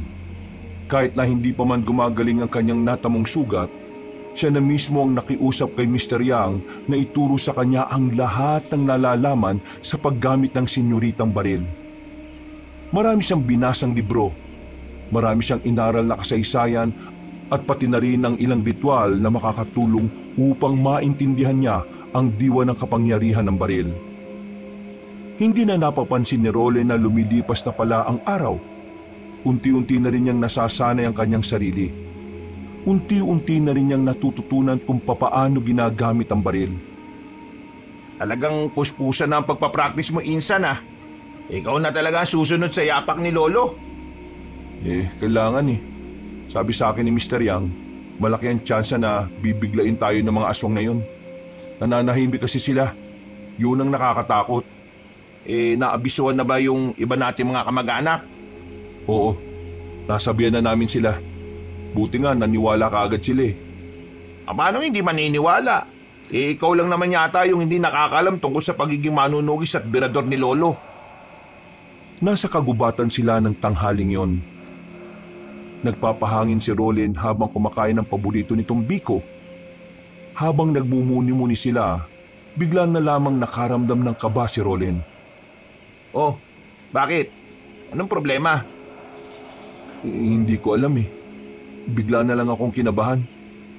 Si Mr. Yang ba? Nakausap mo ngayong araw? Kaninang umaga lang. Tinanong niya ako kung kumusta ka na. Punta natin si Mr. Yang. Ha? Ngayon na? Oo, hindi ako mapakali. Isinuksok na ni Rolen ang kanyang baril sa tagiliran. Hindi na sila nagsayang ng oras at agad na rin silang tumungo sa kinaroroonan na matandang si Mr. Yang. Makailang ulit silang kumatok, pero walang nagbubukas ng pinto. Nang itulak nila ang pinto, ay saka lamang nila nalaman na nakabukas pala yun. Marahang binuksan ni Rolen ang pintuan. Sa hindi malamang dahilan, lumakas na naman ang kanyang kaba. Nang sumilip na sila sa loob ng bahay, dito na nila nakita ang matandang si Mr. Yang. Nakadapa, may dugo sa sahig. Hindi na ito gumagalaw. Mr. Yang! Lumapit agad si Rolen. Naghihingalo pa ang matanda nang subukan niya itong kausapin. Ikaw, Pag-asa. Ikaw, sa Moriones. Doon sila lahat. Mr. Yang, kumapit ka lang. Dadaling ka namin sa... Mr. Yang! Uy! Mr. Yang! Kahit anong tawag ni Rolen ng pangalan ng matandang inchik, ay hindi na ito dumidilat. Tuluyan ang nalagutan ng hininga ang albularyo. At sa puntong yon, nagsimulang mabuo ang puot sa kalooban ni Roland. Kung kailan napapalapit na ang loob niya kay Mr. Yang, saka naman ito mawawala. Bagay na labis niyang kinasama ng loob. Kaya naman isinumpa niya nung araw na yon na hindi matatahimik ang kanyang kalooban hanggat hindi siya nakakaganti. Dahil malapit sa angkan nila si Mr. Yang, sila na ang sumagot ng lahat ng gastusin ng burol at libing nito. Insan, mauna na kami. Dito ka lang ba?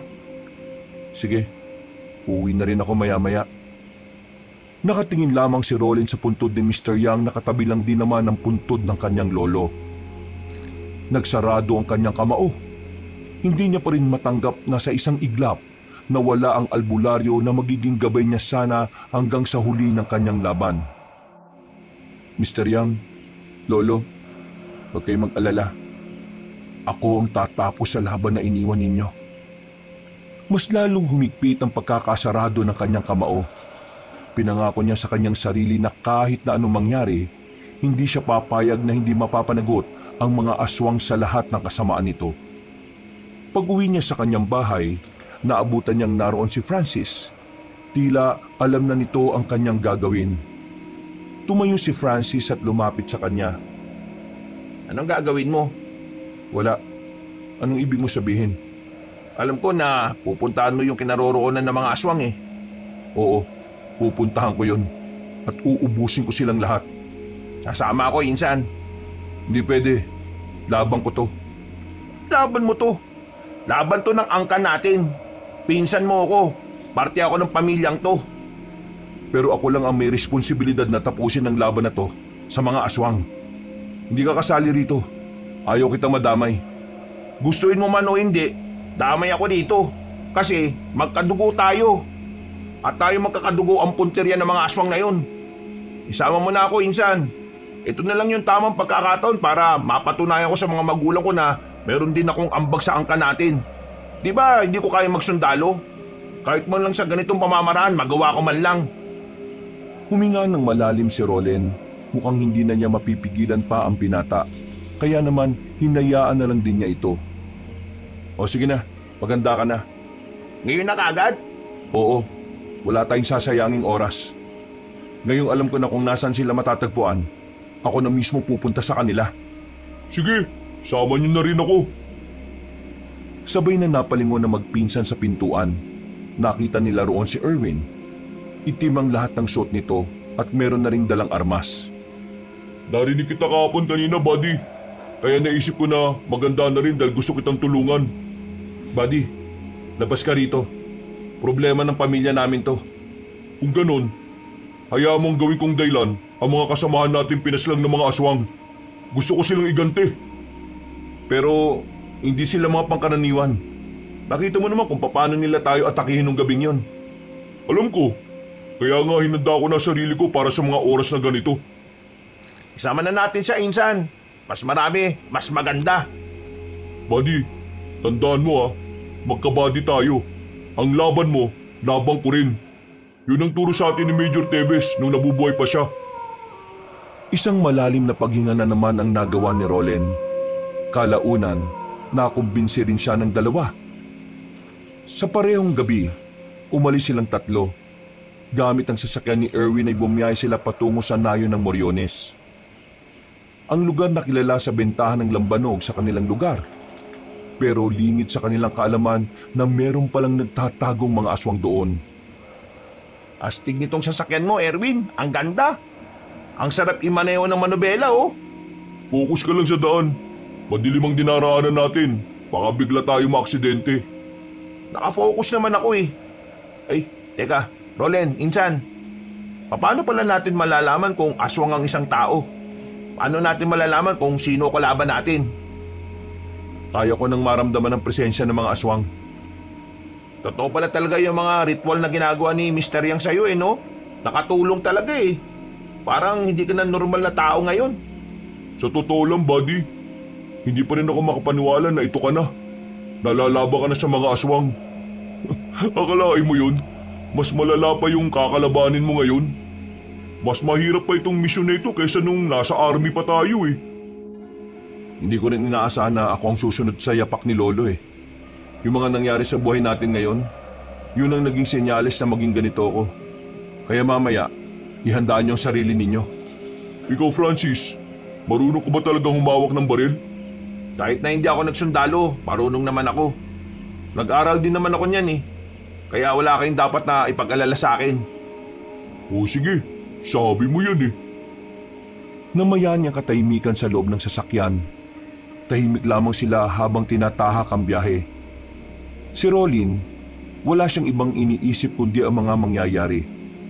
Alam niya sa kanyang sarili na handang-handa naman siya. Pero kahit na ganoon, hindi niya pa rin maiwasang hindi mabahala. Hindi niya minamaliit ang kakayahan ng mga aswang, kaya kahit na may kakayahan siyang pumaslang, hindi pa rin siya nagiging kampante. Tumigil ang sasakyan sa gilid ng kalsada.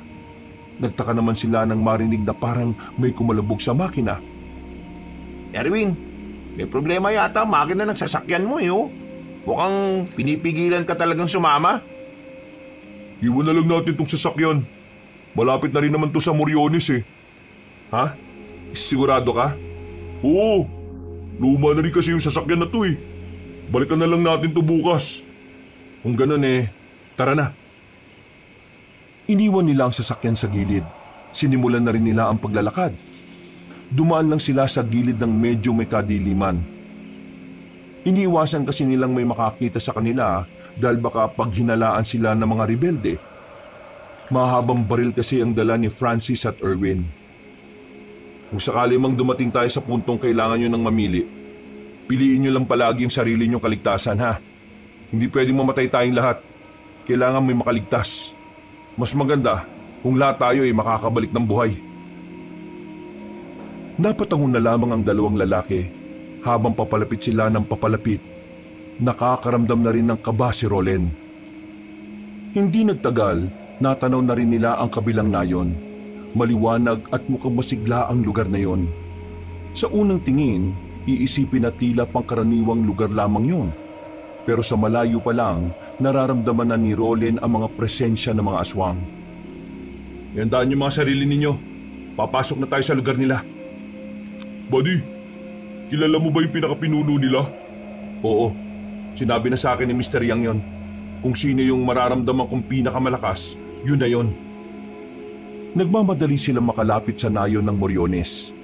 Dumaan muna sila sa gilid para walang makaalam ng kanilang gagawin.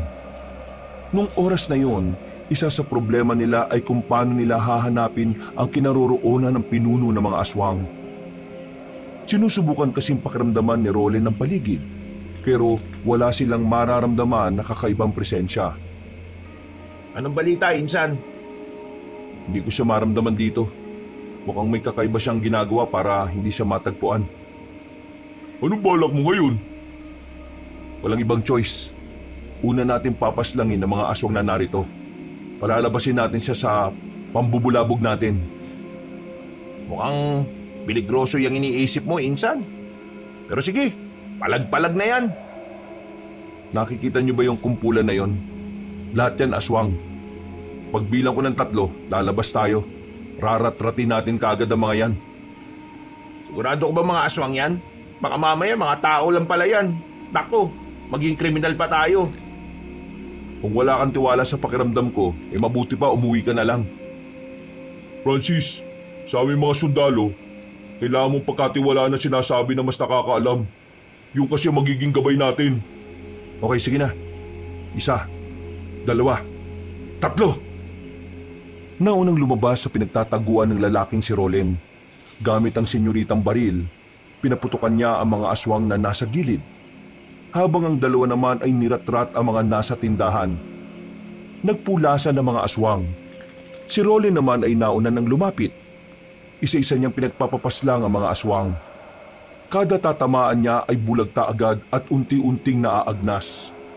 Yun ang epekto ng mahiwagang baril na may mutya ng pangil ng kidlat. Wala tayong ititira. Uubusin natin ang lahat ng yan. Francis, kaya pa ba? Oo naman oh, ang saya nga eh. Para mga natatarantang pusa ang mga aswang habang pilit na iniiwasan ang mga balang pinakakawalan nila. Sa mga unang minuto, marami-rami na rin silang napaslang. Marami na ang nakabulagtang aswang sa daan. Mararamdaman ang galit ng mga nilalang sa kung papaano umangil ang mga yon.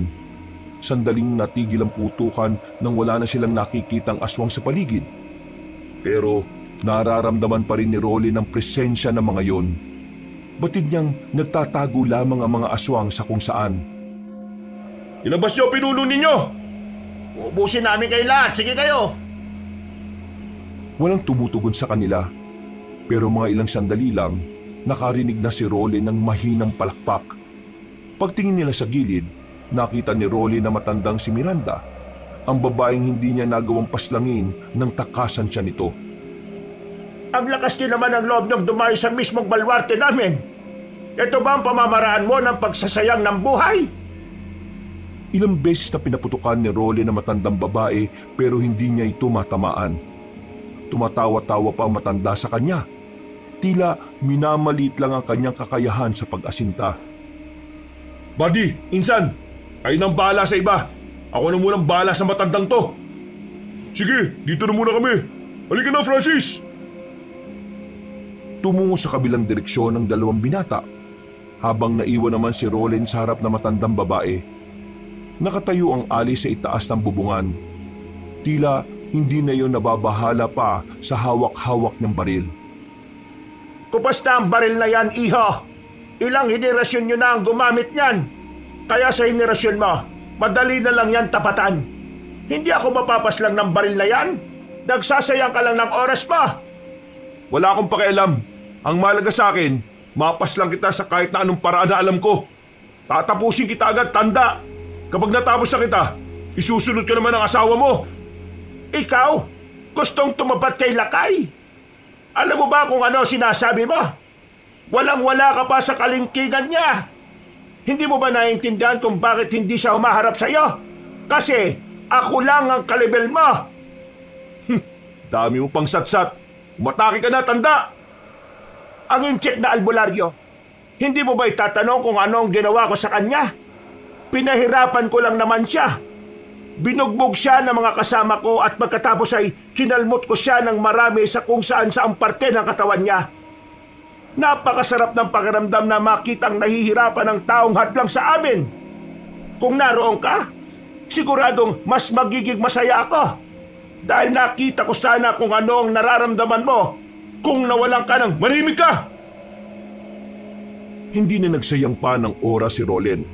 Agad niyang pinagbababaril ang matandang babae.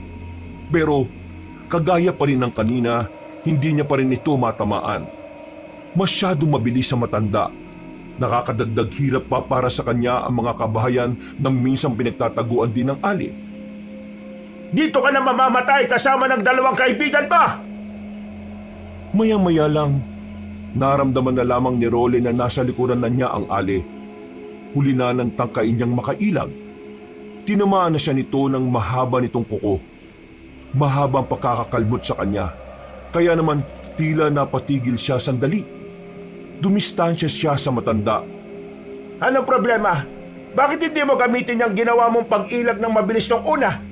Bakit hindi mo na kaya? Kasi hindi naman talaga ikaw ang karapat-dapat na humarap sa aming mga aswang. Hindi nakapagsalita si Rolin.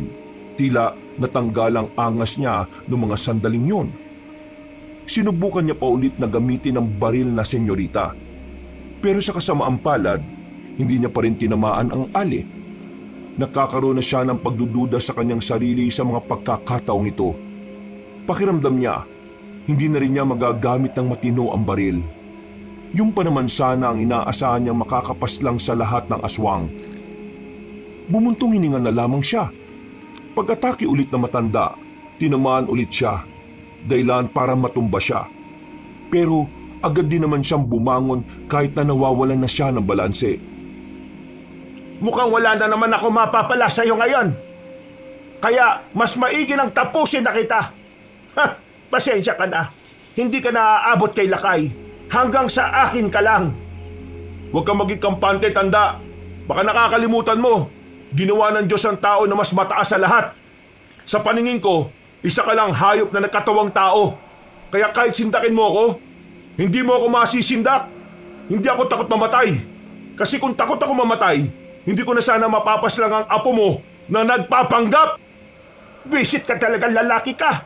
Pagbabayarin kita sa ginawa mo sa apo ka. Akmang aatake na naman sana si Aling Miranda nang biglang dumating si Erwin. Binaril nito ang matanda. Umilag naman si Aling Miranda.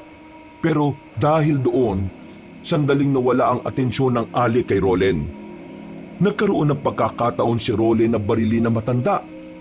Agad niyang pinaputukan si Aling Miranda at sa wakas, tinamaan na yon sa kanyang dibdib. Sinubukan pa ng matandang aswang na makatalon, pero hindi na nito kinaya ng barilin pa ito ni Rolen ng ilang sunod-sunod.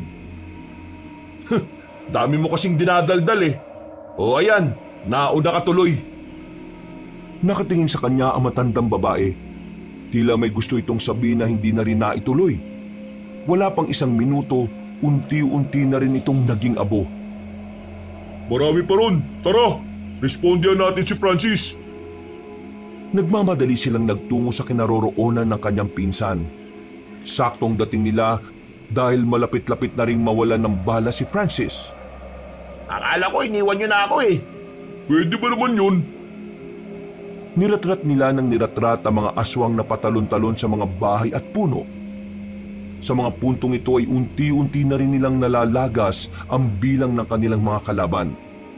Maya-maya pa, tumigil na ang putukan nang wala nang nagpapakita sa kanilang aswang. Iandaan nyo sarili nyo. Nandito na siya. Sinong siya? Ang pinuno ng mga aswang. Ang tinatawag nilang lakay. Naririnig ni Rolen ang mabibigat na yabag ng isang nilalang. Noong mga sandaling yon, bigla na lang din siyang nakaramdam ng kaba. Tila nagwawala ang kanyang dibdib. Hindi niya mapigilan. Kakaiba ang dulot ng presensya ng aswang na nararamdaman niya. Tingnan niyo yun oh! Pagtingin nila sa kaliwang banda, nakita nila ang matandang lalaki na naroon. Naglalakad dito ng kalmado. Para bang walang nangyayaring gulo.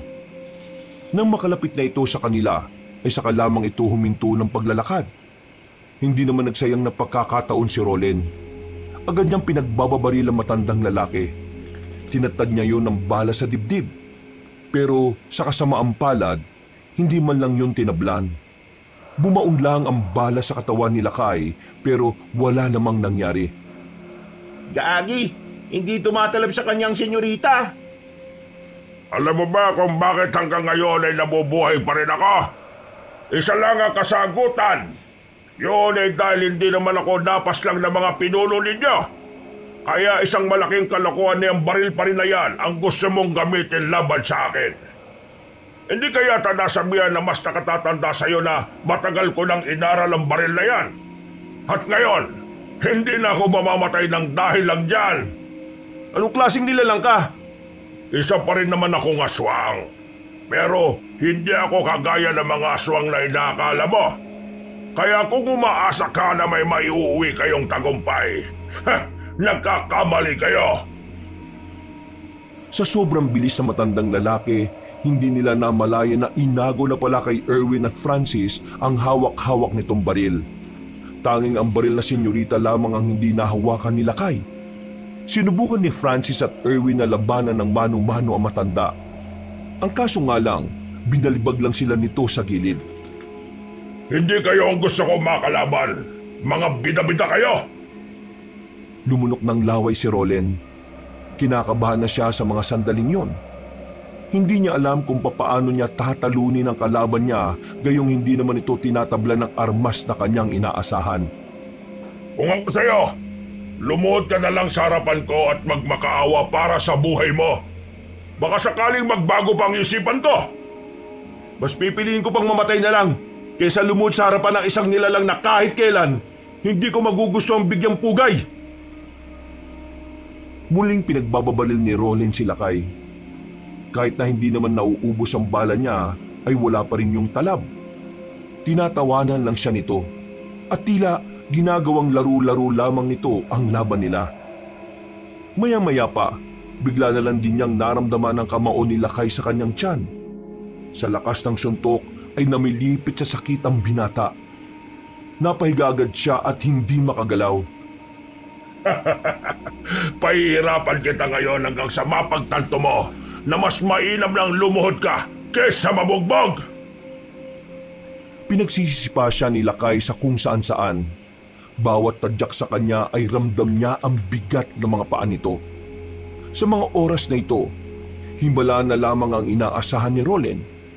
Hindi na kasi niya alam kung ano ang gagawin. Pakiramdam niya, yun na ang huling sandali ng kanyang buhay. Pasuko na sana siya sa mga sandaling yon pero meron siyang naramdaman habang hawak pa rin niya ang senyoritang baril.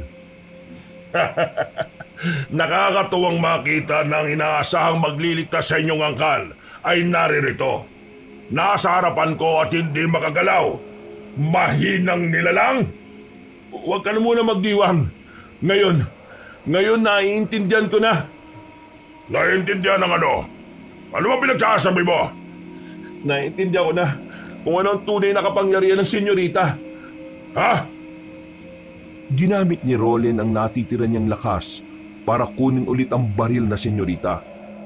Paghawak niya nito, malakas na liwanag ang sumilaw sa kanilang lahat. Ang liwanag na iyon ay nanggaling sa mismong baril. Tumagal ng halos 30 segundo ang liwanag. Nang mawala na ito, nakita na lamang ni Lakay na nakatayo na ulit si Rolen. Meron itong hawak-hawak na espada na parang hugis kidlat. Teka, paano nangyari yan? Sa wakas, nailabas ko na rin ang tunay na kapangyarihan. Magagamit ko na rin ang tuluyan ng tunay na kapangyarihan ng mutya ng pangil ng kidlat. Hindi ko alam kung ano ang nangyayari, pero tatapatan kita! Agad na nagbago ang anyo ni Lakay. Naging halimaw na ito. Pero sa puntong ito ay wala nang nararamdaman kahit na anong pangamba ang binata. Agad-agad na rin itong lumapit doon. Umatake si Rolen. Pagagupit niya ng hawak na espada, naglabas ito ng malakas na kuryente. Para itong kidlat na kumikislap. Tinamaan niya si Lakay sa katawan. Nalapnos kagad ito na naging dahilan para mas lalo itong magalit. Walang iya ka! Nagmamadaling makalapit sa kanya si Lakay. Pero sa kasamaang palad, hindi naman yun nagtagumpay na makatama kay Rolen. Ibang level na ang galaw ng binata sa mga oras na ito. Hindi na ito normal. At parang kalkulado na rin ni Rolen ang kilos ng kanyang kalaban. Ganun kabilis nagbago ang ihip ng hangin para sa laban na yon. Oh, bakit? Nagtataka ka ba? Nababahala ka na ba sa ngayon? Kahit na dihado, hindi pa rin nagpatinag ang aswang na si Lakay. Ginamit na nito ang kakaiba nitong lakas. Ibang level na rin ang bilis ni Lakay. Pero kahit na ganon, nagagawa pa rin itong tapatan ni Rolen. Sa katunayan, tila si Rolen naman ang naglalaro. Parang minamani-mani lamang ito ang pag-ilag kay Lakay. Bagay na ikinainsulto naman na matandang lalaki. Kaya mas lalo lang itong naggalit sa kanya. Bakit? Bakit hindi kita matamaan? Ako ang pinakamalakas rito! Ako! Tanggapin mo na ang katotohanan na kanina ka lang malakas. Malakas ka lang kapag mahina kalaban mo. Tapos na panahon mo, tanda! Hindi mo na kaya ang henerasyon na ito! Hindi yan totoo! Tumalo na matandang lalaki sa likuran ni Rolen. Nakalmot siya nito sa likuran pero wala siyang maramdaman. Hindi yung tumalab sa kanya. Nang makabuelo siya ng umatake, hiniwa niya ang kanyang kalaban. Tinamaan naman ng matandang si Lakay sa kamay. Naputol ang dalawang daliri nito. Lapnos din ang kamay nito na parabang literal na nakidlatan. Buisit!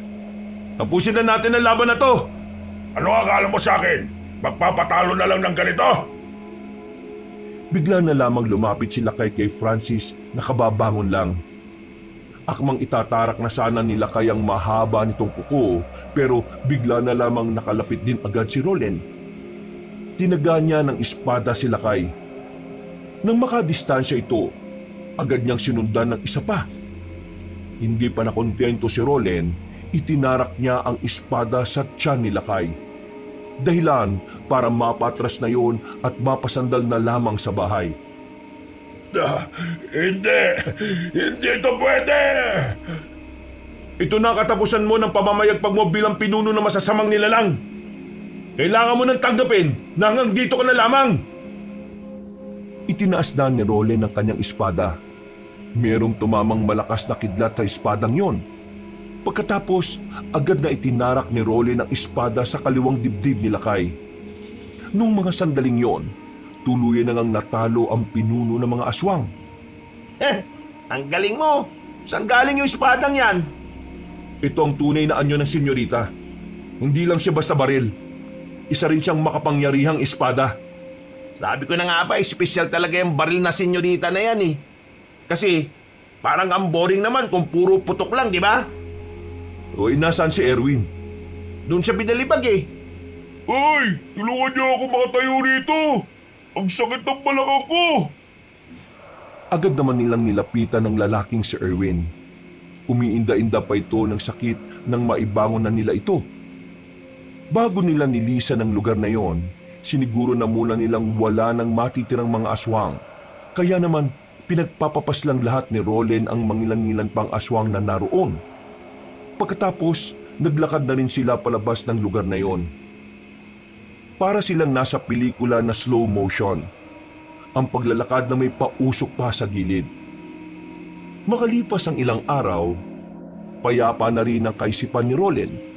Wala na siyang iniisip pa na aswang. Ang tanging iniisip na lamang niya sa oras na yon ay kung magbabalik pa siya sa serbisyo bilang sundalo. Buddy, pasensya ka na kung naabala kita ng ganito kaaga. Pero gusto ko lang sana kitang tanungin eh. Babalik ka pa ba sa pagsusundalo? Napabuntong hininga si Roland habang hawak-hawak nito ang isang tasa ng kape. Ilang araw na rin kasi niyang pinag-iisipan ng bagay na yon. Hindi naman kita minamadali ah. Pag-isipan mo lang na maigi. Ako kasi, babalik ako eh. Kasi gusto kong patunayan sa sarili ko na talagang kaya ko. Isa pa, wala naman ako naging problema sa serbisyo ko eh. Sadyang nasuspindi lang tayo dahil si Raulo yung mga nakakataas sa atin. Uy, naano nga yung boses mo?